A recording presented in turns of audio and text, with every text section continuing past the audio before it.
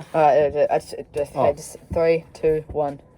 Yo. No, start again. What? Okay, well, I'll just cut this bit out. Okay, 3, 2, welcome 1. To John and Jack's home care. Now, this is our third video. We're getting used to it. Really so you just mind if we're a bit amateurish at it, but we'll get better. We know a bit about things, and my grandson Jack helps me do a lot of odd jobs around the house at times, and we're going to show you how to always keep your property looking pretty good. And we all, so many properties you see are in disrepair, and sometimes it's financial situations, which we understand. We don't judge people by doing anything like that, but it is nice to keep your home nice. And it's quite simple. You don't have to spend a lot of money. That's what we're about. We can show you some good common sense things. Some people will know these things already. Well, they do. But for those who don't, that's what we do. We're here. Now, as a retired retail butcher for many, many years, I was pretty accustomed to sharpening knives, and you might think, well, why would you bring something like home care about sharpening knives? Well, it's very simple, because parties and stuff. You need to keep your tools. They're a tool, like a vacuum cleaner. A knife is a tool, and you need to keep them in good order. So when you come to carving something up or cutting some nice fresh vegetables, you've got a good sharp knife. Because let's face it, a good sharp knife, you do a better job. So all you need is a good stone. Now I'll show you that you can get it's called a combination stone. Now you can get that from your hardware shops. It's not an expensive product.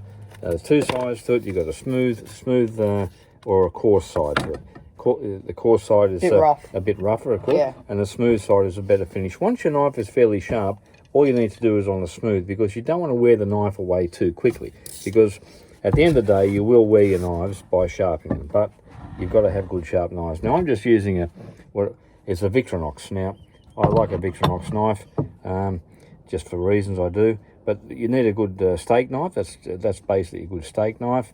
You can use a cook's knife. You can use a paring knife. You can use a fillet knife. There's a boning knife. There's so many different knives. But today we're just going to show you how to sharpen a normal steak knife, which I use for carving chickens, roast beef. Good.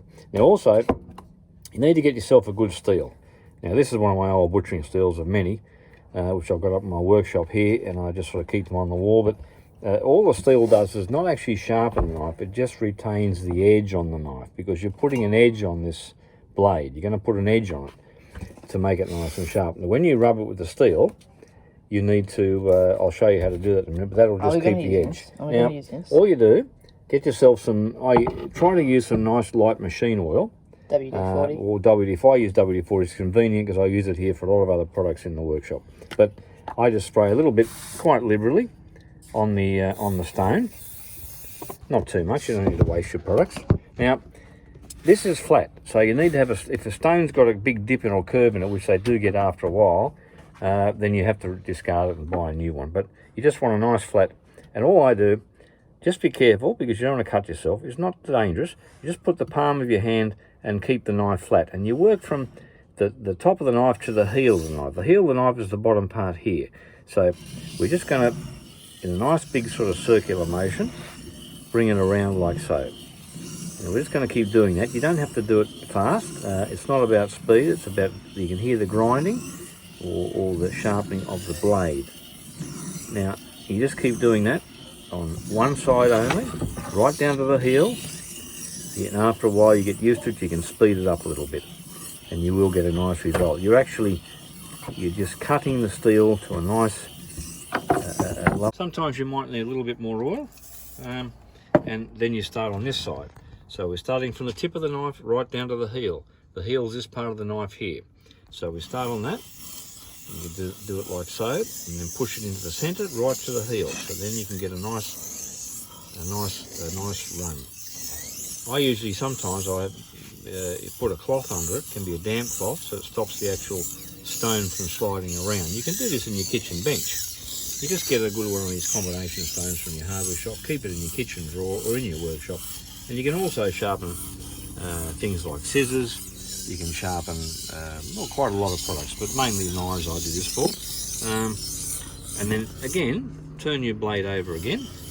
And it's not about being ferocious. I mean, when we were busy in the shops, we'd sort of get a bit of a move on, and you can build up your speed.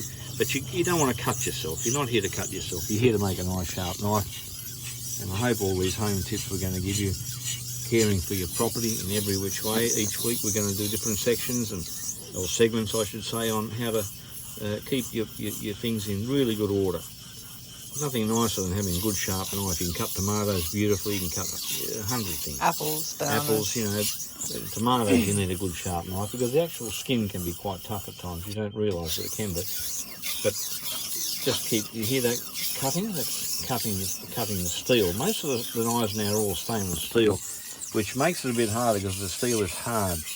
But once you get a good edge on your knife, you can do a good job. Now, get a nice cloth.